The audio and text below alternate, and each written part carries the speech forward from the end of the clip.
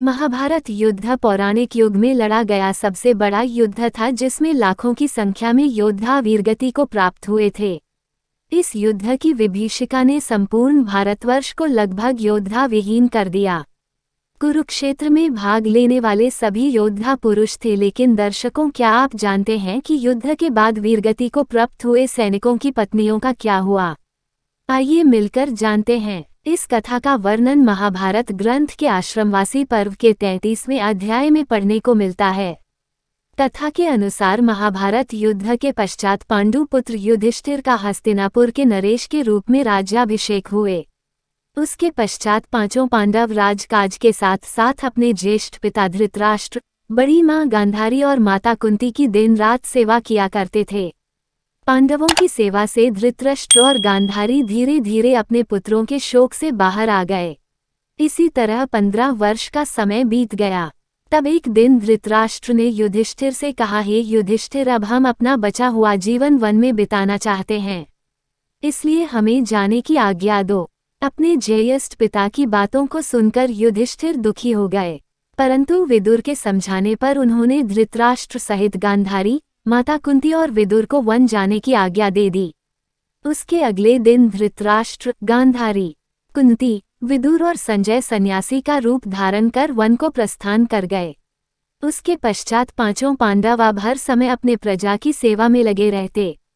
पांडवों की सेवा से हस्तिनापुर की प्रजा तो खुशहाल थी, लेकिन अपने युद्ध में विधवा हुई स्त्रियों के शोक में अक्सर रोया करती थी, पर इसका आभास अपने राजा को ना होने देती।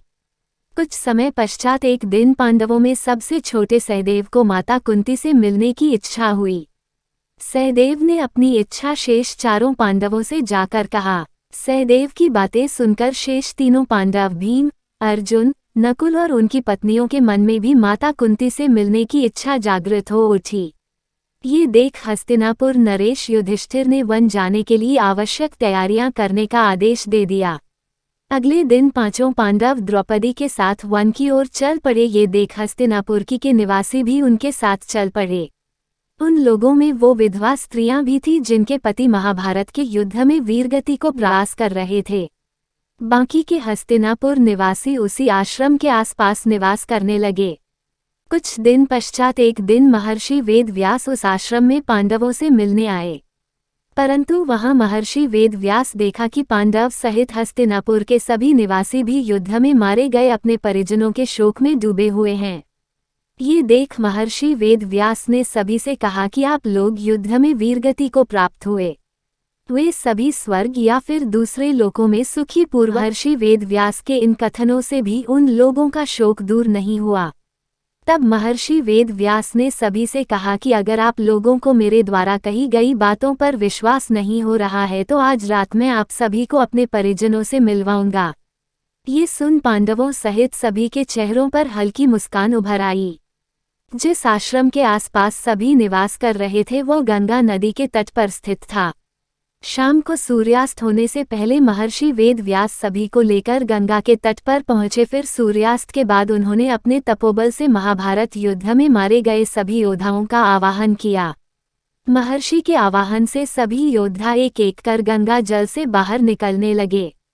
अपने मृत परिजनों को अपने सामने खड़ा देख पांडव सहित हस्तिनापुर के सभी निवासी खुश हो गए। फिर सभी ने अपने परिजनों से बात की।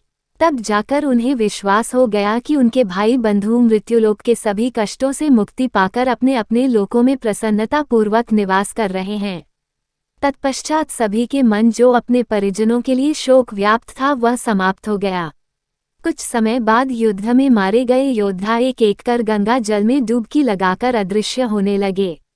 ये देख महर्षि वेदव्यास ने विधवा स्त्रियों से कहा कि जो स्त्रियां अपने पति के साथ उनके लोक जाना चाहती है वो गंगा के इस पवित्र जल में अपना जीवन त्याग कर जा सकती है। महर्षि के इतना कहते ही सभी विधवा स्त्रियों ने गंगा के जल में डुबकी